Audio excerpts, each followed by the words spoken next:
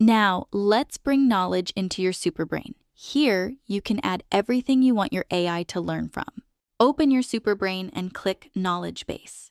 To add documents, click plus, add files or folders. You can drag and drop files or browse and select them from your Mac. Elephas supports many formats like PDF, Word, TXT videos, ebooks, and more.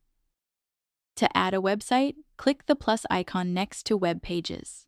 Paste the link and click Add. You can add multiple links, one by one. Elephas also supports sitemaps, so you can add an entire website at once. You can also capture content while working. Select any text and press Ctrl+Space. Choose your superbrain to save it instantly. To add a YouTube video, click YouTube. Paste a YouTube link and click Add. You can ask questions about the video.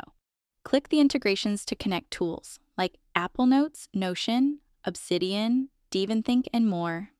Once content is added, Elephas prepares everything in the background. When it's ready, you can start asking questions. Your data stays on your Mac. It is not sent to Elephas servers. At the bottom, you'll see AutoSync. Turn it on to automatically update your brain when files change. No manual refresh needed. That's it. Your superbrain is now loaded with knowledge.